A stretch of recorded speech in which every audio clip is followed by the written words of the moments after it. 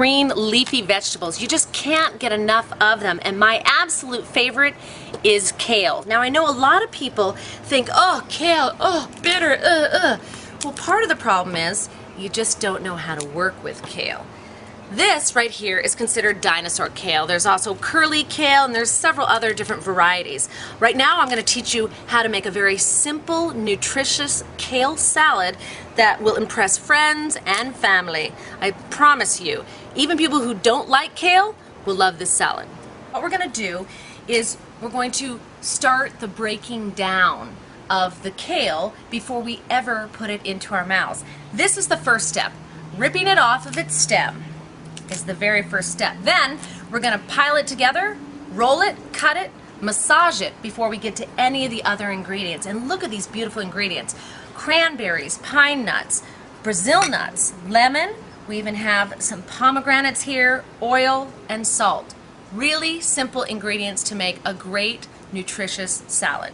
So the first thing I'm going to do is pull the leafy part of the kale off of its stem. This is very nutritious, but it can also be very tough and very hard to digest, especially for someone who's not used to eating healthy, dark, leafy green vegetables. But I'm not going to throw these away because these are excellent in juice. I run them through the juicer, I get all the nutrients out, good to go. Again, me personally, I like to make sure nothing goes to waste. What I do next is I'm going to layer these leaves on top of one another, and then I'm going to roll them up like a cigar. This is one of the most nutritious vegetables around. It's chock full of vitamin A, C, K. It's got lots of iron. It's got fiber. It's one of the highest sources for beta carotene. It's got calcium, all sorts of good stuff, all in this. So once I have my pile, I'm going to roll it all together like a cigar, starting with the end close to me and rolling away from me. And then I'm going to do the next process, which is cutting the kale into ribbons. So here we go.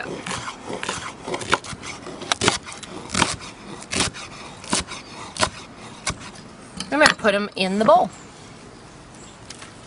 Look at those beautiful ribbons. We'll do it again.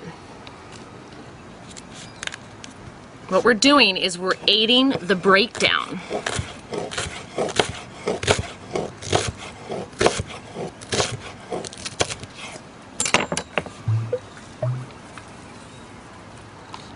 Look at that. Nice, beautiful ribbons of kale. The next thing we're going to do is we're going to massage the kale. I'm not kidding. We're actually going to massage it with our bare hands. And what we're trying to do, one more time, is aid in the digestion. And I want you to get in there and I want you to really squeeze it. Get all your frustrations out on the kale. What we're looking for is the kale to break down enough that it actually takes on a cooked appearance. And our big pile of kale will get down to about half its size. I can't tell you how many clients have said that they hate kale, and then I teach them this recipe and they absolutely love kale. So you see how it's starting to take on more of a cooked appearance? Now we're ready for the other ingredients. We're going to start with a little olive oil. And then a little lemon.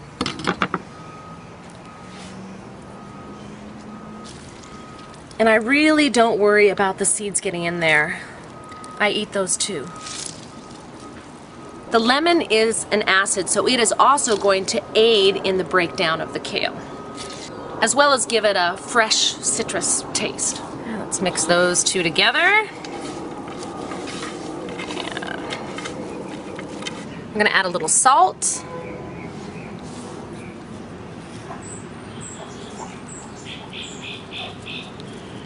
And we're going to add some cranberries. And this is going to bring some sweetness to the dish. Because what cooking is all about, no matter if you're a raw foodist or not, no matter if you're cooking with heat or if you're just cooking a raw recipe, it's all about flavor balancing. Sweet, sour, salty, pungent, and then your fat. So here, the cranberries act as the sweetness. I could put the sweetness of agave or honey in there, but what I really like about this combination is those little cranberries are like a little present for the mouth when you bite into it. It's like a little surprise. And then we're going to put a nut in. I'm going to put a little bit of pine nuts and Brazil nuts. Usually I just put pine nuts, but they've become so expensive I refuse to buy too many of them. And the nuts in this recipe act as a protein, but they also act as a fat, balancing out the kale, which is the pungent in this dish. And then the recipe does not call for pomegranates, but because it's fall and they are in season and they're so absolutely beautiful, I'm going to throw a couple in too. There we go. We'll just mix it all together.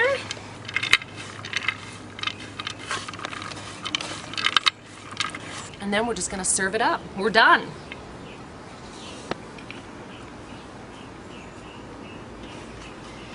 I'm going to put a little bit more pomegranates on top. This is just merely for decoration.